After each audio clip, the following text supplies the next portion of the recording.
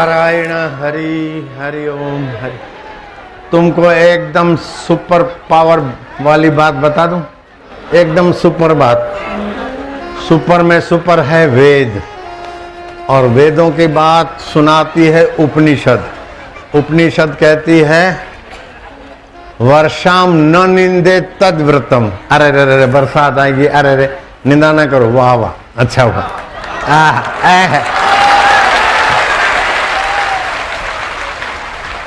शीतम न निंदे तद व्रतम। सर्दी आ गई, अरे ठंड हो गई, उसकी निंदा ना करो। ग्रीष्म न निंदे तद व्रतम, गर्मी की निंदा ना करो। ये सब की जरूरत है। लोका न निंदे तद व्रतम, लोगों की किसी की निंदा ना करो। सब मम प्रिय सब मोहे उपजाए। पशुम न निंदे तद व्रतम, पशुओं की निंदा ना करो, ये व्रत ले लो। पक्षिम न निंदेत, ये तो कौवा है, बोलने दो, मौज है।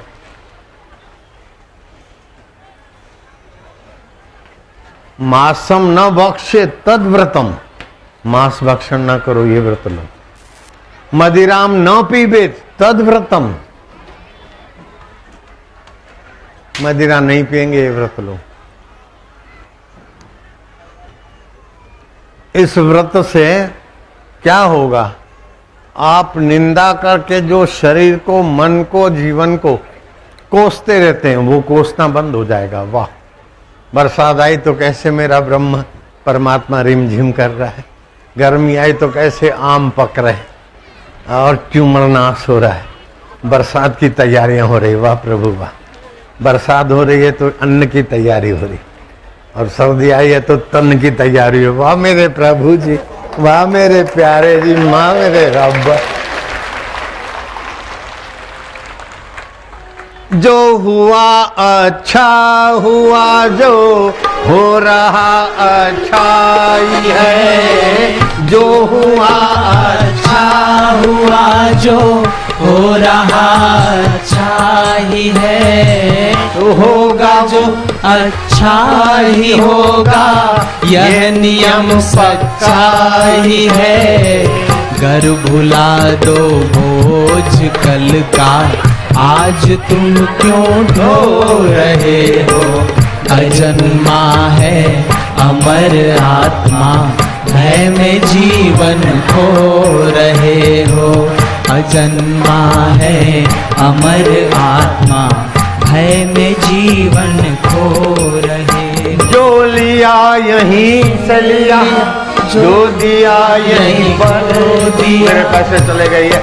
अरे आया था तो एकदम नंग धड़क, जाएगा तो मुट्ठी पसार के मेरा गया मेरा गया। अरे लिया भी इधर दिया भी इधर, क्या फिक्र करता है?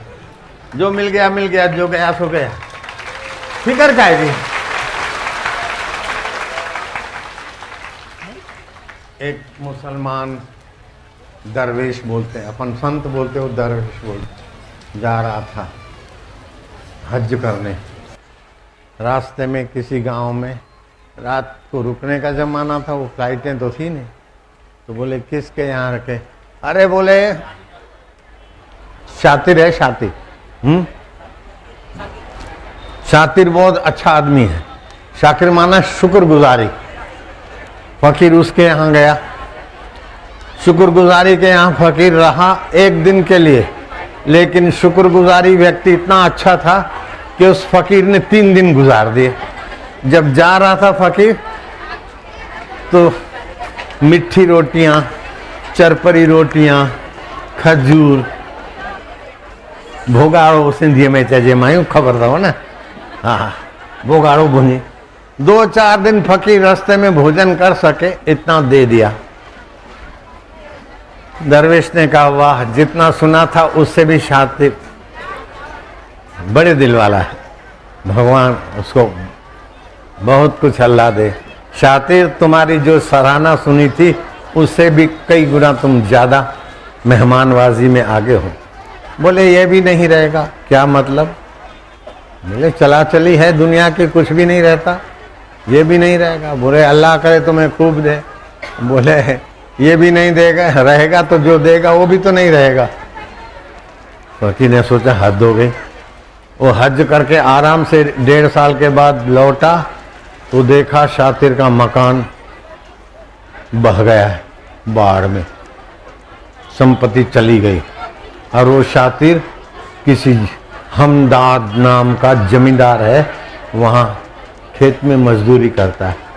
छोटी मोटी झोंपड़ी है और टाट बिछाकर रात को नमाज मेहमानबाजी दी। फकीर रोने लगा। शातिर ने कहा जब वो नहीं रहा तो ये क्या रहेगा, काय को रोते हो? इसी का नाम तो दुनिया है। खून पसीना बहाता जा, तान के चादर सोता जा। मोनिका आंटी सुन रही है? ये नाव तो चलती जाएगी, तू हंसता जाया रोता जा। फकीर गया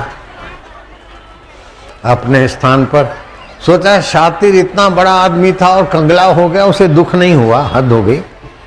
अब उसने कहा जब वो अमीरी नहीं रही तो गरीबी नहीं रहेगी, अब जाता हूं हज के बहाने। उस शातिर की गरीबी मिट्टी की नहीं। तो हज के बहाने पहुंचा तो देखा हद हो गई। हमदाद जमींदार जो था बहुत बड़ा आदमी था और उसे कोई संतान नहीं थी। वो मरते मरते शातिर पर फिदा हो गया था और बताया कि सोने के देगे गड़ी है और उसमें हीरे भरे हैं, तुम ले लेना। अगली संपदा से कई कई कई गुना ज्यादा संपत्ति का मालिक शातिर को संत ने देखा। बोले अल्लाह ने दिया तो छप्पर फाड़ के दिया।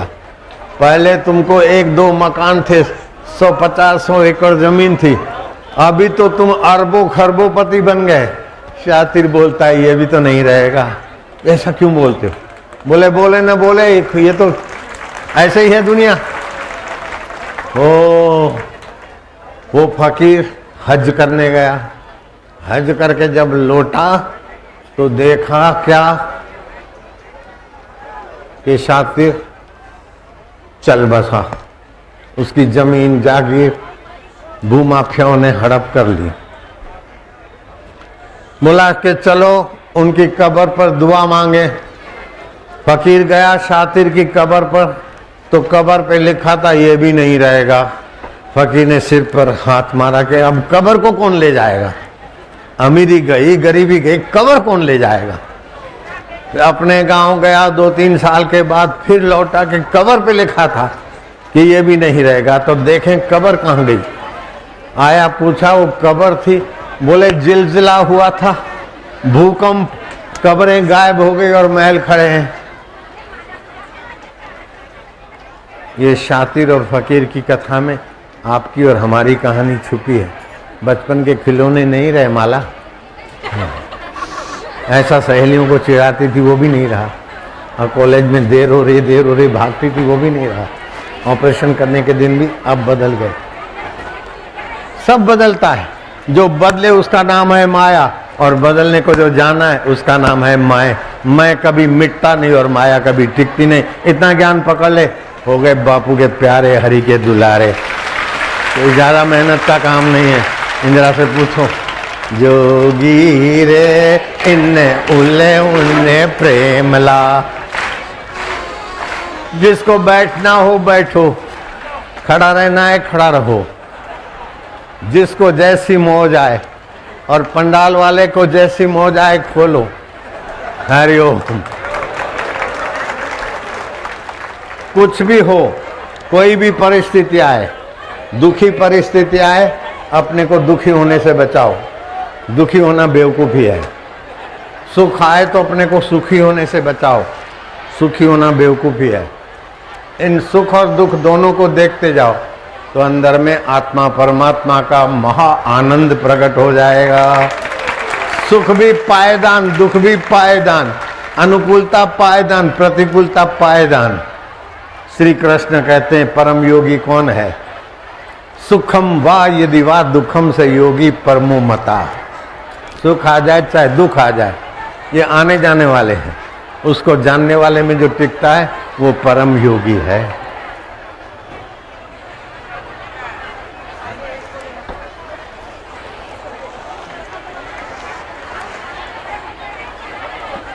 साठ वर्ष तपस्या कर ले, सोने की लंका बना ले, लेकिन सत्संग नहीं मिलेगा, दुख नहीं मिटेगा, वासना नहीं मिटेगी।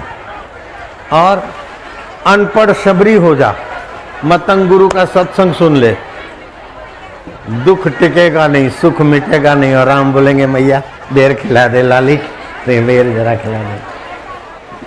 ऐसा सत्संग से होता है। 1000 लाख तीर्थ कर दे, लेकिन सत्संग 2 मिनट कर, सत्संग का पुण्य तीर्थों से ज्यादा है। एक झलक मेरे जोगी की बस बिगड़ा भाग्य बनाए, एक झलक मेरे जोगी की बस बिगड़ा भाग्य बनाए। कितनी बड़ी हो चाहे मुसीबत यहाँ न टिकने पाए, कितनी बड़ी हो चाहे मुसीबत यहाँ न टिकने पाए। हाय हाय, ठहरो ठहरो ठहरो, रुक जाओ। अब हाय हाय करने में माइयों का पहले नंबर था, कोई भी कुछ होता था। अब देखें माया का छक्का लगता है कि माओं का छक्का लगता है।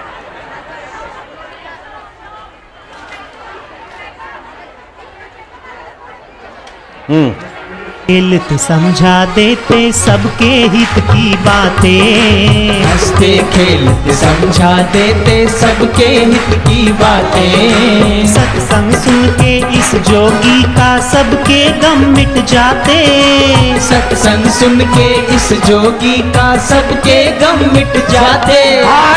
जोगी रे क्या जादू। ठहरो ठहरो, सत्संग सुन के इस जोगी का सबके गम मिट जाते।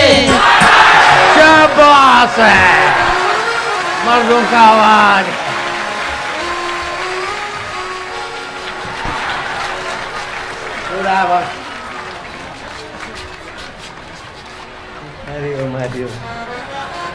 आगे बढ़ो।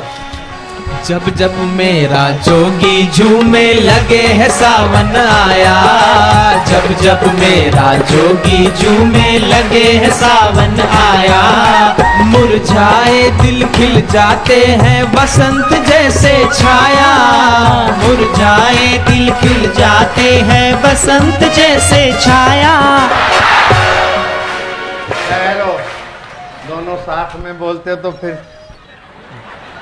मुरझाए दिल खिल जाते हैं बसंत जैसे छाया। अब ये देखो, मुरझाए दिल खिल जाते हैं बसंत जैसे छाया। आय आय, शाबाश है राम राम।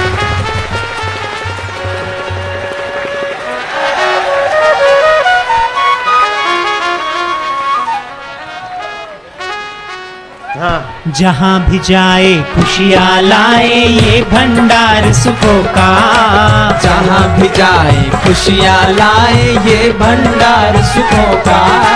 खेल खेल में अंत है करता जोगी सारे दुखों का, खेल खेल में अंत है करता जोगी सारे दुखों का। ठहरो ठहरो, तुम नहीं बोलना। खेल खेल खेल में अंत है करता जोगी सारे दुखों का। शाबाश है। नवे पर दहला। फिर जैसे थिर नहीं रहता नभ में बिजली का चमकारा, जैसे स्थिर नहीं रहता नभ में बिजली का चमकारा। जोगी के आगे नहीं टिकता कोई भी दुख हमारा, जोगी के आगे नहीं टिकता कोई भी दुख हमारा। ओए होए, ओए ओए।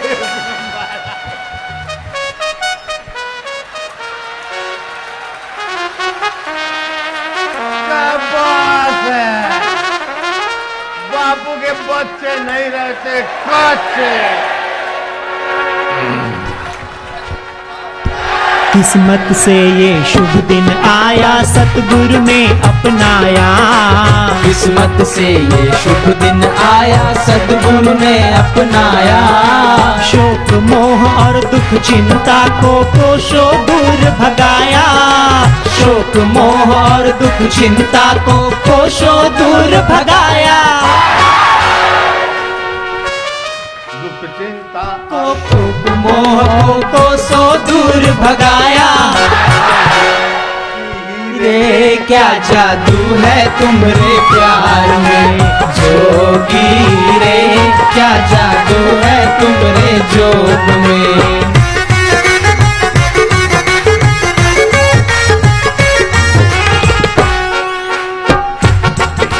सबकी आंखों के तारे जोगी, सबके ही उर्वासी। सबकी आंखों के तारे जोगी, सबके ही उर्वासी। खुशियाँ ही खुशियाँ फैली यहाँ, कहीं नहीं है देखो उदासी। खुशियाँ ही खुशियाँ फैली यहाँ, कहीं नहीं है देखो उदासी। होए होए जोगी रे क्या जादू है तुम्हारे प्यार में जोगी रे, क्या जादू है तुम्हारे जोग में।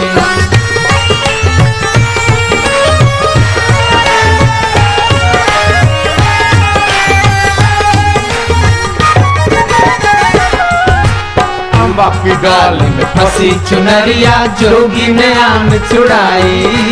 अम्बा की डाली में फंसी चुनरिया जोगी ने आम छुड़ाई। जिनको तो मैं दिल दे बैठी उन्हें लगू न पराई। जिनको तो मैं दिल दे बैठी उन्हें लगू न पराई। जोगी रे क्या जादू है तुम्हारे प्यार में जोगी रे, क्या जादू है तुम्हारे जोग में। छत्तीसगढ़ी में गाओ।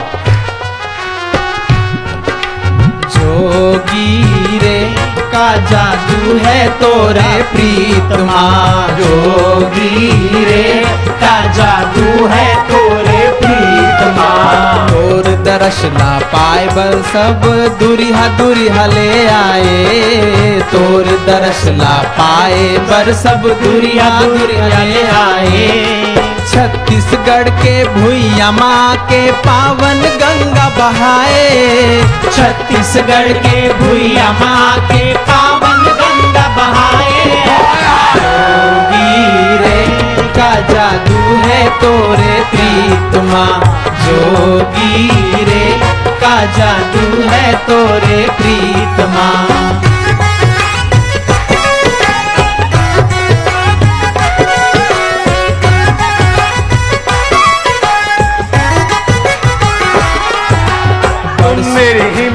तुम मेरी ताकत, तुम मेरी हिम्मत, तुम मेरी ताकत। तुमसे डरती हर आफत, तुमसे डरती हर आफत।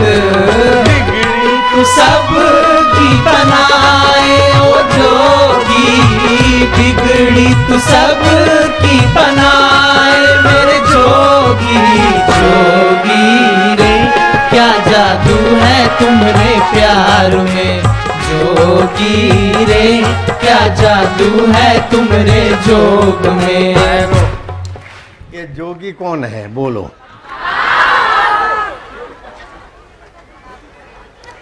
भगवान कहते हैं योगी नाम अपि सर्वेशाम, सब योगियों में। देखो योग शब्द बड़ा व्यापक है। 2 और 2 4 योग करो, 80 और 90 का योग करो तो 170 हुआ। हाँ 170 और 130 का योग करो 300 हो गया। योग किया ना। अच्छा फलानी फलानी औषधि का योग करो। लेकिन श्री कृष्ण जो योग कहते हैं, पतंजलि कहते हैं योग चित्तवृत्ति निरोधा। एक जगह पर मन को लगाओ, चित्तवृत्ति एक जगह लगाओ, पतंजलि उसको योग बोलते हैं। तो योग कई प्रकार का होता है। लय योग, हठ योग, नरानुसंधान योग, भक्ति योग, ज्ञान योग, आयुर्वेदिक योग, बहुत योग होता है। लेकिन श्री कृष्ण का योग इन सबसे विलक्षण है। क्या? योगी नाम अपि सर्वेशाम मद गते न अंतरात्मा। मुझे अंतरात्मा से मिले। सुख आए चिपके नहीं, दुख आए चिपके नहीं, मान आए चिपके नहीं, अपमान आए चिपके नहीं, क्योंकि ये प्रकृति का है, आता और जाने वाला है। सड़क के किनारे तुम्हारा मकान है तो अच्छे लोग भी आएंगे, बुरे लोग भी आएंगे, बीच के लोग भी आएंगे। कभी मुर्दे की सवारी भी निकलेगी तो कभी दुल्हा की सवारी भी निकलेगी। किस किस को पकड़ोगे? बीतरा है, कुछ माइया और कुछ मावे। मेरे को ऐसा होता है, मेरा ध्यान नहीं लगता, मेरा मन नहीं लगता। अरे इसी का नाम तो दुनिया है, मेरा भी तो नहीं लगता, फिर क्या है? मेरा भी नहीं लगता। और मेरे को भी होता था कि मेरा ध्यान और समाधि नहीं लगती। थोड़ी देर समाधि में बैठूं, लोग आ जाते हैं बापू का दर्शन करना। फिर एक पुस्तक आया, थातु कोई ने ध्यान हसे तो तेनु प्रारब्ध तेऊ हसे। कोई सब कुछ छोड़ के ध्यान समाधि में बैठते तो उनकी प्रारब्ध ऐसी है, और अपना प्रारब्ध है कि हंसते खेलते भगवान के ध्यान में रहो। मैं चलो फिर, तब से हमारा सारा झंझट चला गया। ऐसा नहीं होता, ऐसा नहीं होता। मेरा पति मानता नहीं। अरे माइया धन हो, माई धन। मेरा पति हो मर्द आदमी, हिम्मत वाला हो, और मेरे कहने में चले। अब मर्द है, हिम्मत वाला है, और तुम्हारे कहने में कैसे चलेगा? अब कहने में चलेगा तो बोले ये तो दब्बू है। और मर्द तुम भी हद करते हो। मेरी पत्नी हो देखने में सुंदर, आज्ञाकारी, और मेरे कहने में चले, और कोई उसको बुरी नजर से ना देखे। ये कैसे हो सकता है? सुंदर है, यूं करके घूमते, और कोई बुरी नजर से ना देखे। ये विपरीत इच्छा करके आदमी परेशान होता है कि नहीं है? ऐसा मिले और फिर बना रहे। अरे जो मिला है वो तो बिछड़ेगा नहीं लाली लालू। जो मिलेगा वो बिछड़ेगा, जो जन्मेगा वो फरेगा, जो फरेगा वो झरेगा। ये संसार की रीत है। मेरे बाल न झरे, अरे आंटी भूल जा।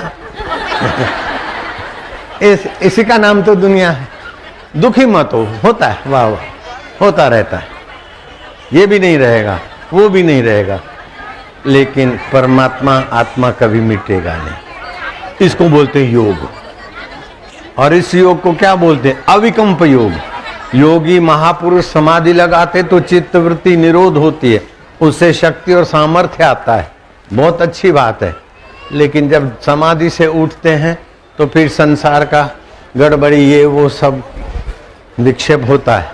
लेकिन कृष्ण जो वो योग बताते हैं कि समाधि लगी उसको भी जो जानता है, और समाधि खुली उसको भी जो जानता है, और मन विपरीत हुआ उसको भी जानता है, उससे मेल करो, सदा के लिए निहाल हो जाओगे, खुशहाल हो जाओगे। विक्षेप सदा नहीं रहेगा, समाधि सदा नहीं रहेगी, नींद सदा नहीं रहेगी, स्वप्न सदा नहीं रहेगा, जागृत सदा नहीं रहेगा, बचपन सदा नहीं रहेगा, जुआनी सदा नहीं रहेगी, बुढ़ापा सदा नहीं रहेगा, मृत्यु भी सदा नहीं रहेगी। थोड़ी देर के लिए आई चली गई, लेकिन उसके बाद भी जो सदा रहता है उसको मैं मान लो। अभी निहाल हो जाओ, अभी खुशहाल हो जाओ, अभी बापूजी बन जाओ। बेटे जी काय को होते हो? शरीर को मैं मानते तो बेटे जी, और आत्मा को मैं मानते जानते तो बापूजी हो गए। हम हैं अपने आप हर परिस्थिति के बाप। ये भी गुजर जाएगा। मैं तो शातिर को धन्यवाद देता हूं। हिंदू संत के वेदांत सत्संग में जाता था, और मुसलमान बड़े बड़े दरवेश भी शातिर को मानते थे, शातिर का लोहा, कि गृहस्थी के रूप में फकीरों का फकीर था शातिर। अमीरी थी, बोले ये नहीं रहेगी। गरीबी आई, किसान के यहाँ नौकरी आई, बोले ये नहीं रहेगी। और हमदाद जमींदार के सोने के देगे और हीरे मिले। हीरा 10 ग्राम हीरा 50 लाख का हो जाएगा। 10 ग्राम हीरा किला मिल जाए। अब वो देग भरी हुई, अरबों खरबों की संपत्ति मिली। शातिर बोलता ये भी नहीं रहेगी। आखिर जाते जाते वो बंदा कह के गया कि मेरी कब्र पर लिखवा देना पत्थर पर, ये भी नहीं रहेगी। और ऊपर कब्र का पत्थर पे दरवेश ने देखा, बोले कब्र कहां चली जाएगी? दरवेश तुम्हें पता नहीं कब्र कहां चली जाएगी। कई बार तुम्हारे महल चले गए तो कब्र बेचारी कब तक रुकती है। कई बार अफे दफे हो गया, मोहन जी को दरो, मोहन का दरा अफे दफे हो गया। ऐसे ही संसार है। इस संसार को जो सच्चा मान के सुखी होना चाहता है वो दुख की, जैसे आग लगे और पेट्रोल पंप पे जावे कि भाई जरा फुवारा लगा दे, अरे बढ़ जाएगी।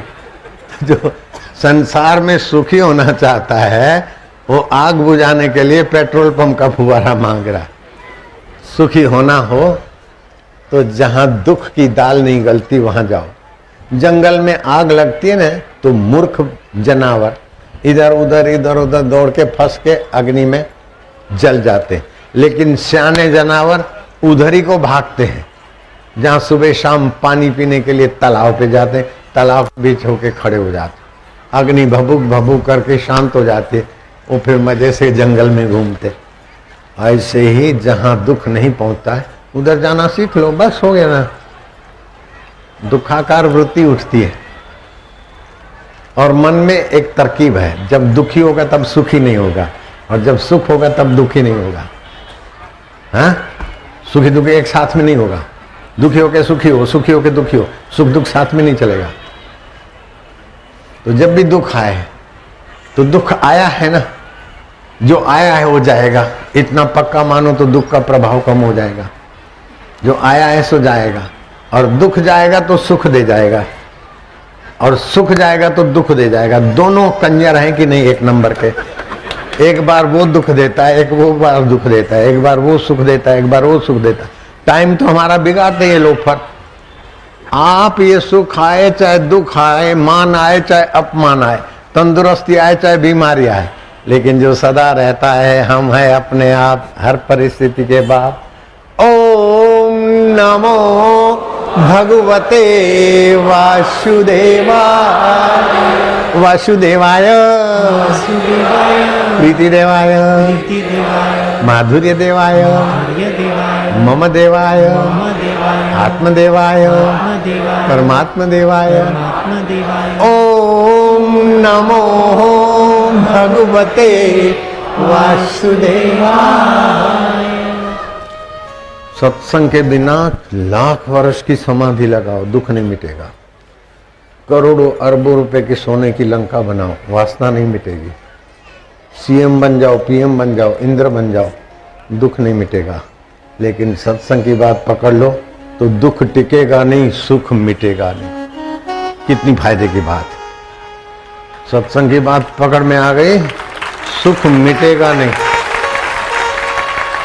दो फकीर थे, सन्यासी, एक युवक था और दूसरा जरा बुजुर्ग था।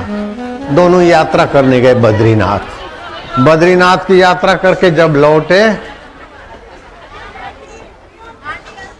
जून जुलाई का महीना था, बमंडल चले।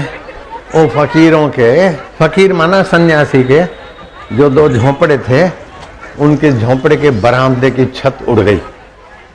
अब युवक संत बोलता है कि हद हो गई। अरे भगवान, कम से कम नेताओं से तो जरा सीख लो। नेता अपने चमचों के जान माल मकान की रक्षा करते, हम तुम्हारे कपड़े पहने सन्यासी बने और आंधी तूफान आया और हमारा आधा छपड़ा उठा के फेंक दिया। भगवान तुम चाहते तो हमारे छपड़े की रक्षा हो सकती। ये बड़े बड़े अटालियां तुझे आंख में ककरी नहीं हुई। हम गरीब साधुओं के दो झोंपड़े का बरामदा तुम्हारी आंख में ककरी हो गया, तुम कैसे भगवान। अब मैं ये सन्यास के कपड़े उतार दूंगा, पैंट शर्ट पहनूंगा, स्मोक करूंगा, नाक से धुआं निकालूंगा रेलवे इंजन जैसा। कुछ नहीं भगवान, भगवान इतनी भक्ति करते और हमारे छपड़े की भी रक्षा नहीं करे। वो अपने आप में जुलस रहा था, दुख बना रहा था। देखा वो हमारा मित्र संत, तो वो आकाश की तरफ देख रहा है और उसकी आंखों में ठंडे आंसू हैं। दुख के गर्म आंसू होते हैं और प्रेम के ठंडे आंसू होते हैं। दुख के आंसू किनारे से निकलते और प्रेम के आंसू बीच से निकलते। सीखो आंटियां, बड़ी सासू हैं यहाँ। सभी आंसू एक प्रकार के नहीं होते। बोले क्यों महाराज आप भी रो रहे हैं? बोले रो नहीं रहा हूं, हर्ष के कारण ईश्वर को धन्यवाद दे रहा हूं कि तू कितना समर्थ है, तू कितना महान है और तू कितना कृपालु है। इतना तेजी से बहुमंडल चला, पूरी छत उखड़ सकती थी, लेकिन केवल बरामदे की छत उखाड़ के चमचमाते तारे, चांद और ये बदरियां और देवताओं की बारातें जैसे आकाश के रंग बेरंगी बादलों का दीदार करा के तो अपनी प्रेममयी लीला का दर्शन कराता है। तू कितना कृपालु है। घटना तो वही की वही है। वो फरियाद वाला कहता है कि ईश्वर तू हमारा ध्यान नहीं रखता है, हम संन्यास छोड़ देते हैं। और वो कहता है कि ईश्वर तू कितना दयालु है, कितना प्यारा है। पूरी छत भी उड़ सकती थी, लेकिन केवल बरामदा हटाकर हमको खुला आकाश दिया, खुली चांदनी दी, खुली देवताओं की बारात जैसी कल्पना कर सकते हैं। बादल होते ना, कुछ का कुछ दिखता है, दिखते देखो कुछ का कुछ दिखता है। माँ के गर्भ में आए थे, तूने दूध बनाया माँ के शरीर में। ज्यादा मीठा बनाता तो डायबिटीज हो जाता, फीका बनाता तो अच्छा नहीं लगता। ज्यादा मीठा होता डायबिटीज, फीका होता अच्छा नहीं लगता। ज्यादा गर्म होता तो मुंह जलता, बापू का चाहे बेटों का। और ज्यादा ठंडा होता तो वायु करता। माँ के शरीर में दूध बनाने वाला तू कैसा समझदार है, तू कितना सज्जन है प्रभु। हे प्रभु आनंद दाता ज्ञान हमको दीजिए, शीघ्र सारे दुर्गुणों दूर हमको दीजिए। बड़ी अटालिका बन रही थी, साधु घूमते घामते मजदूरों के पास गए। बोले क्या कर रहे? बोले बाबा क्या कर रहे? पत्थर तोड़ रहे, अपना भाग्य तोड़ रहे। गरीब का भाग्य भी गरीब, नकारात्मक था। 10-5 कदम दूसरे भी मजदूर थे, उनसे पूछा क्या करे? बोले बाबा रोटी कमा रहे हैं। भगवान भला करे इनका, इतनी बड़ी कोठी बना रहे, मंदिर भी बनेगा, यात्रियों का भी बनेगा, हमारी रोजी कमा रहे। और आगे गया कि क्या कर रहे हो? अरे बोले बाबा मंदिर बन रहा है, धर्मशाला बन रही है, सेठ का घर बन रहा है और भगवान का घर भी बन रहा है। भगवान का घर और सेठ का घर बनाने का मौका भी मिल रहा है, रोजी भी मिल रही है, हम बड़े भाग्यशाली। काम वही का वही, अर्थ कौन कैसा लगता है लगाता है। नजरें बदली तो निजारे बदले, किश्ती ने बदला रुख तो किनारे बदले। आप नकारात्मक सोचते, सकारात्मक सोचते, बीच का सोचते कि सुना सुनाया सोचते कि सारी सोचें पैदा हो के मिट जाती है, फिर भी जो नहीं मिटता उस रब के विषय सोचे तो तुम्हारे चरणों में प्रणाम। वो कौन है जो सारी सोच के पहले था, सोच के वक्त है और सोचें बदलती फिर भी नहीं बदलता। बचपन बदल गया, बचपन की सोचें बदल गई, बचपन के आकर्षण बदल गए, बचपन के भय और विकर्षण बदल गए, फिर भी जो नहीं बदला वो कौन है?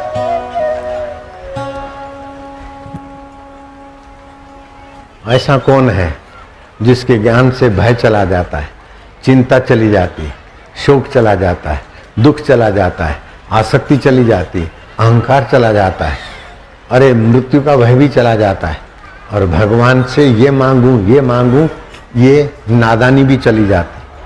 ऐसा कौन, क्या ज्ञान है? उसी आत्मदेव का ज्ञान है।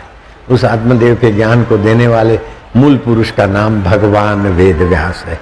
वेदों का विभाग किया और हमारे सोच की व्यवस्था बनाई। उस व्यास जी की याद में ये सत्संग का महाकुंभ लगा है। और पूर्णिमा अपनी अपनी जगह पर उचित है, अच्छी है, लेकिन ये व्यास पूर्णिमा सर्वोपरि पूर्णिमा।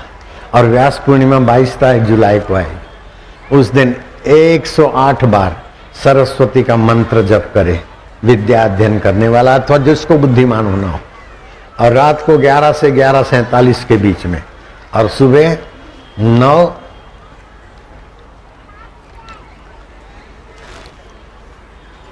8:57 के बाद 108 बार जप करे, और रात्रि को 11 से 11 के बाद 11:48 तक हिरिम शब्द लाल चंदन से लिखे, बुद्धू भी बुद्धिमान हो जाएगा। कैसी सुंदर व्यवस्था है। ये पैकेज है कि नहीं है? नेताओं का पैकेज क्या करता है इसके आगे? और हिरिम शब्द लिखने के लिए लाल चंदन प्योर मिले, अहमदाबाद वालों को बोला प्योर चंदन के पैकेट बनाए, ऐसे देंगे तो वो लेगा वो लेगा, 1 रुपये पालो कोई बात नहीं। तो 22 जुलाई याद रखना, ईश्वरीय पैकेज है बच्चों को बुद्धिमान बनाने के लिए। और वो मंत्र कौन सा है मैंने कल बताया था, आज फिर से बताता हूँ। LDA पे बता सकेंगे? उधर लिखना है तो लिख लो, मैं बोलता हूं।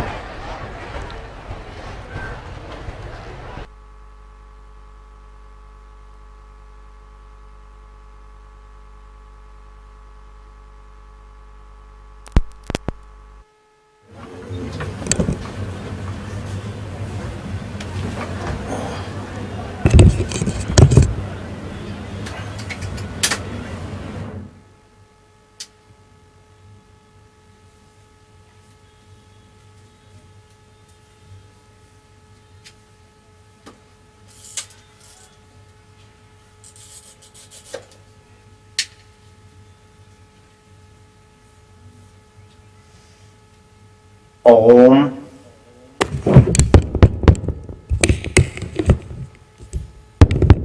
मंत्र है ओम भागरे वद वद ओम ऐं ह्रीं श्रीं क्लीं नमः स्वाहा। इसको 108 बार जप करें 8:58 के बाद दिन में कभी भी, और रात्रि को 11 से 11:47 के बीच में हिरिम शब्द लिख दो। वो बड़ा प्रभावशाली होगा, उसका वक्तव्य विद्वान बनेगा। प्रभावशाली वक्तव्य है तो नेता बन जाए।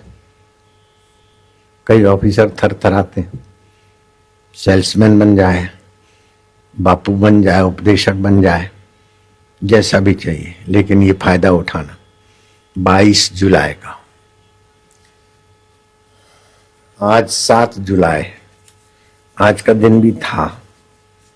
एक बार जप करो 10,000 गुना फल हो।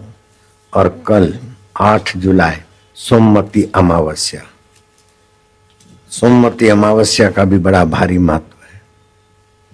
सोमवती अमावस्या सूर्योदय से लेकर दोपहर 12:45 तक उसका प्रभाव है। कोई भी जप करे उसका 10,000 गुना फल होगा। और गरीबी मिटानी और बरकत लानी हो तो तुलसी की 108 प्रदक्षिणा करनी चाहिए। 19 जुलाई देवशैनी एकादशी, महान पुण्यमय मोक्ष का योग है।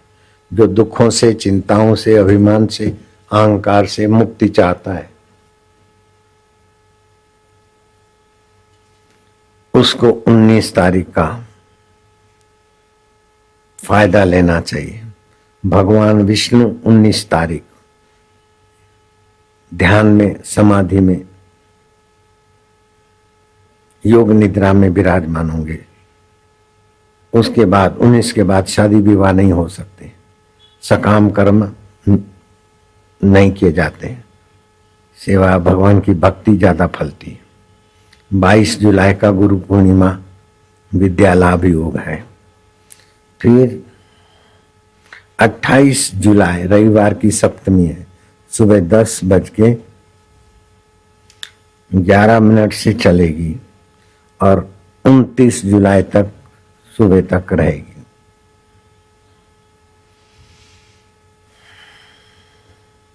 जन्म से 5 वर्ष तक आवश्यकता है लोह तत्व की बच्चों को, कैल्शियम की।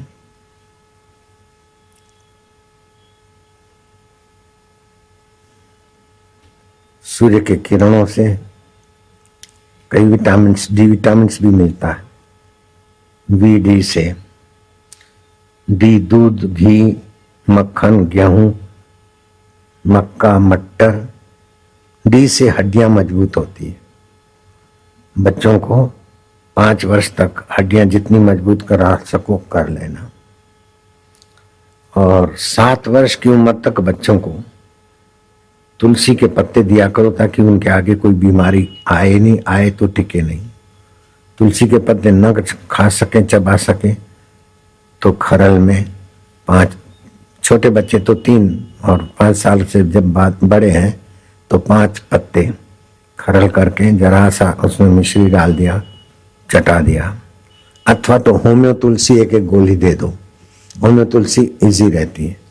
स्टॉल पर आज उन लोगों को फ्री मिली होगी होम्यो तुलसी की बोतलें, जिन्होंने आंवले का रस लिया होगा। 6 से 19 वर्ष तक हड्डियों का विकास होता है तेजी से। कैल्शियम की आवश्यकता रहती है। वो दूध से, छाछ खट्टी ना हो, दही नहीं है, छाछ, तिल से, मूंगफली से, अरहर, मूंग, पत्ता गोभी, गाजर, गन्ना, संतरा। और संतरा खाने से बुढ़ापे की झुर्रियां नहीं पड़ती। नारंगी, मैं अभी एक नारंगी खा के आया, बुढ़ापे की झुर्रियां ना पड़े इसलिए नहीं, रखी सेवक ने, और मैं चल नारंगी तुझे भी बापू बना देता हूं, आ जा। अभी वो बापू बनने के प्रोसेस में है। सच बोलता हूं, भगवान सृष्टि बनाते तो हम भी नारंगी में से बापू बना देते, हम भी सृष्टि बनाते। धरती पे इतने मनुष्य नहीं है जितने आपके शरीर में बैक्टीरिया है। भगवान आकाश में बैठ के सृष्टि नहीं बनाते, हर दिल में चूहे, कीड़े मकोड़े, कईयों में बैठकर भगवान अपनी अपनी सृष्टि रच रहे हैं। मकड़ी जाल घूमती है, कैसा डिजाइन बनाती। बड़े बड़े डिजाइनर भी हवा खा के रह जाए, मकड़ी जैसी डिजाइन नहीं बना सकते। और रोज बनाती, रोज उड़ जाती, फिर भी बनाता रहता है। मकड़ी जाला कितना बड़ा बढ़िया घूमती है। कौन सा स्कूल, कॉलेज और कौन सी कोचिंग किया था, कैसे संस्कार देता है वह प्रभु। तो 6 से 19 तक हड्डियों के विकास में सहयोग करें।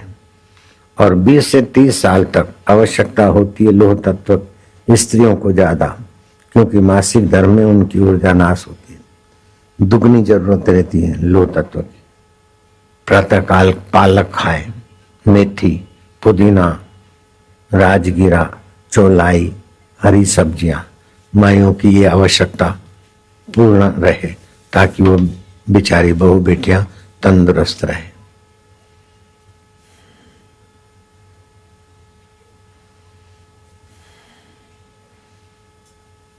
एंटी ऑक्सीडेंट्स तत्व की जरूरत रहती। प्रजनन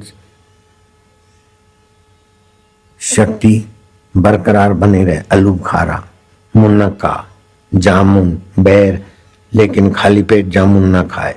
वायु की तकलीफ हो वो भी जामुन थोड़े से खाए और उसमें जीरा, नमक, जरा सी अजवाइन लगा के खाए।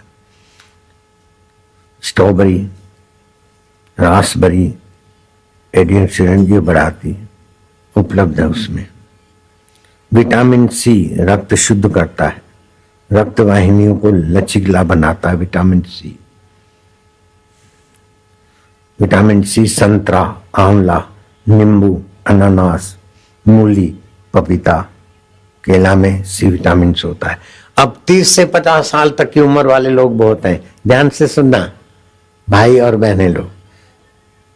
30 से 50 साल की उम्र तक कैल्शियम, विटामिन ई और फॉलिक एसिड की आवश्यकता होती है। फॉलिक एसिड हृदय रोगों की गड़बड़ियों को दूर रखता है। वो फॉलिक एसिड मिलता है केला, संतरा, सेव, पत्तेदार सब्जी, मटर, पालक, शतावरी। और 51 साल से 70, 80, 90 साल तक की उम्र वाले सुन लो, झुर्रियां से बचने के लिए और बुढ़ापे की कमजोरी से बचने के लिए एक तो पति पत्नी के प्रोग्राम बंद कर दे, कम कर दे, एकदम नहीं के बराबर। और रात्रि को 3 से 1 के बीच भूल कर भी ना जगे, उससे लीवर कमजोर, नेत्र ज्योति कमजोर, आयुष्य कमजोर होती है। झुर्रियों से बचने के लिए नारंगी खाएं, मालिश करें, किसी को वायु की तकलीफ हो तो मालिश उसके लिए वरदान है, पित्त की तकलीफ हो तो नींद उसके लिए वरदान है, और कफ की तकलीफ है तो वमन उसके लिए वरदान है। कोशिकाओं में असामान्य परिवर्तन होता है, उस परिवर्तन को रोकने के लिए 11 से 1 की गहरी नींद बुढ़ापे की कमजोरी नहीं आने देगी। एंटीऑक्सीडेंट्स सहायक तत्व है, वो बढ़ेगा। वृद्ध अवस्था को रोकना हो तो हाथ की उंगलियां मिलाकर दिन में कभी भी मौका मिले 10-5 मिनट बैठना चाहिए, तो ऊर्जा जो नोकीले हिस्सों से बाहर जाती है वो एक सर्कल बन जाता है, बुढ़ापे की कमजोरी जल्दी नहीं आती। पत्ते वाली सब्जियां, खुरमानी, आलू बुखारा, आड़ू, मुनक्का, खजूर, सूखे नारियल आदि में पोटेशियम की मात्रा पर्याप्त है। फल सब्जी पर विशेष ध्यान देना चाहिए 51 से 70, 80, 90 साल तक। ये सब होने के बाद भी मरना तो पक्का है। जब मृत्यु आए तो सोचना, मृत्यु आती है तो शरीर की आती है, और शरीर छूटने के बाद भी जो रहता है वो अमर तत्व आत्मा है। वो अमर तत्व आत्मा का ज्ञान पा लेना चाहिए। तो झूठ, कपट, बेईमानी, दगा आजकल कलयुग की विशेषता हो गई है। मैंने कभी नहीं सोचा कि वापिस के लिए ये है, लेकिन वापिस बेचारा दुखी हो रहा है कि मेरे लिए बोला गया। मैं तो सोचा भी नहीं था कि ऐसा बैठे बैठे वो अर्थ ले लेंगे। सबसे दुर्लभ शरीर कौन सा है? बोले मनुष्य शरीर। बड़ा दुख कौन सा है? दरिद्रता समान दुख जग नाई। सबसे भारी सुख कौन सा है? संत मिलन सम सुख जग नाई। संत और असंत की क्या पहचान? संत असंत में भेद क्या? बोले संत असंत का सहज स्वभाव क्या है? पर उपकार वचन मन काया, संत सहज शुभ खगराया। जो तन से, मन से, विचारों से, क्रिया से दूसरे का भला चाहते, करते, सोचते, वे है संत। और जो संत सहै दुख परहित लागी, दूसरे का हित करने के लिए दुख सहने को भी तैयार होता है, वो संत है। और लेकिन अपना उल्लू सीधा करने के लिए दूसरों को दुखी करने में लग जाए, अथवा अकारण किसी को दुखी करने में लग जाए, वो अभागे हैं, असंत है। 5वां प्रश्न था, कौन पुण्य श्रुति विदित विशाला? श्रुति में सबसे प्रसिद्ध महान पुण्य कौन सा है? परम धर्म कौन सा है श्रुति में? ऑप्शंस है, दान धर्म है, सेवा धर्म है, माला करना धर्म है, तीर्थ यात्रा करना परम धर्म है। ये सब धर्म है, लेकिन अहिंसा परमो धर्म। 6ठा प्रश्न है, कहूं कवन अग परम खगेश कराला। कहूं कवन अग परम कराला। सबसे बड़े में बड़ा महान पाप कौन है? किसी को मारना पाप है, झूठ बोलना पाप है, गाली देना पाप है, चोरी करना पाप है, निंदा करना पाप है, चुगली करना पाप है। 6-7 ऑप्शन है। वापिस सबसे बड़ा पाप कौन सा है? बोले पर निंदा सम अघनगरी सा।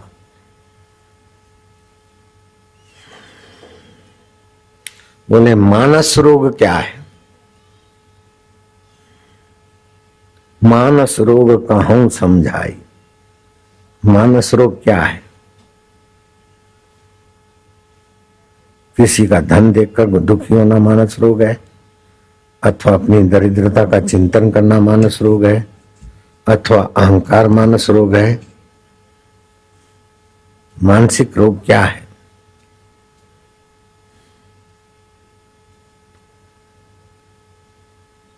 तो बोले मोह सकल व्याधिन कर मूला, मोह तिनि ते पुण्य उपजई भवसूला। काम वात कफ लोभ अपारा, काम वायु कफ, कफ से लोभ होता है, वायु से काम होता है, काम वात से होता है, और लोभ क्रोध पित्त, पित्त से क्रोध होता है।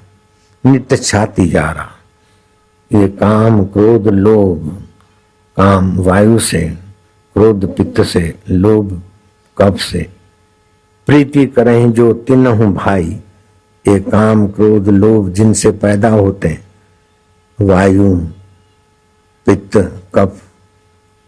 तो वायु पित्त और कफ जिनका रॉ मटेरियल है, ऐसे काम क्रोध और लोभ से जो प्रीति करते, उपजही अन्य पात सन्निपात दुखदाई विषय मनोरथ। ये मिले लोभी, इसका ऐसा हो उसका ऐसा हो, मैं ये कर डालूं वो कर डालूं, क्रोधी। इनसे शूल पैदा होता है, पीड़ा पैदा होती है। तो ये मानस रोग से छूटने का उपाय क्या है? वापस ध्यान दो, मन की कल्पना से सब अपनी और गटर के दरवाजे मत खोलो, गंगा की मीठी धारा खोलो अपने तरफ। वापस उल्टी खोपड़ी मत चलाओ। सदगुरु के वचन में श्रद्धा रखना, ये रोगों से छूटना है। संयमी जीवन जीना, रोगों से छूटना है। विषय विकारों से वैराग्य करना, रोगों से छूटना है। धर्मदास नाम के एक साधक वृंदावन में बांके बिहारी के दर्शन करने जा रहे थे।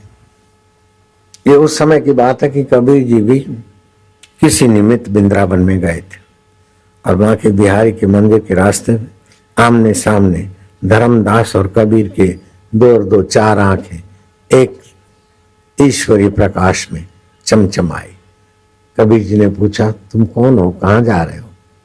उसने कहा, मैं धर्मदास हूँ, मध्य प्रदेश से आया हूँ, रीवा जिला का हूँ, और हर साल भगवान के दर्शन करने आता हूँ। कबीर जी ने गहराई से झांका, हर साल भगवान का दर्शन? मम दर्शन फल परम अनुपा, जीव पावे निज सहज स्वरूपा। मेरे दर्शन का फल तो अनुपम है कि जीव को सहज अपने आत्मा का साक्षात्कार हो जाता है। तो भगवान का दर्शन एक बार होता है तो पर्याप्त है, हर साल दर्शन करना पड़ता है। तो ये हर साल भगवान का दर्शन करते हो कि पंडितों ने पंडों ने जो मूर्ति में प्राण प्रतिष्ठा की उसके दर्शन करते हो? धर्मदास की सोई हुई प्रज्ञा को जरा झकझोर दिया, ठगा सा रह गया। धर्मदास कबीर जी को देखता और कबीर जी धर्मदास को देखते, दोनों मौन में कुछ का कुछ लेन देन हो जाता है। कबीर चलते बने, मेरा नाम कबीर है, कभी काशी आओ तो मिल लेना। धर्मदास सोते के ऐसा पुरुष मुझे जगा दिया, आज तक तो मैं तो मूर्ति को ही भगवान का दर्शन मानता था। भगवान के दर्शन के बाद कुछ पाना कुछ जानना कुछ बाकी नहीं रहता, और पंडों का और हमारा तो जानना मानना सब बाकी रह जाता है। तो मानना पड़ेगा कि भगवान के दर्शन की भावना मात्र है, भगवान का दर्शन तात्विक रूप से नहीं हुआ, भावना रूप से भी पूरा नहीं हुआ, पूजा पाठ के हिसाब से हुआ। बाकी बिहारी के दर्शन करने के लिए पायदान चढ़ नहीं पाया, वापस गया। रीवा डिस्ट्रिक्ट में जहां भी उसका अपना जाहो जलाली थी, खेत खली धंधा रोजगार, मन उसमें भी नहीं लगे और पूजा पाठ में भी मूर्ति में भी मन नहीं लगे। बार बार कबीर की याद आए। 6 महीने बड़ी मुश्किल से गुजारे और धर्मदास पहुंच गए काशी। भोजो धर्मदास काशी पहुंच गए, जिला रीवा से काशी पहुंच गए। मध्य प्रदेश रीवा जिला।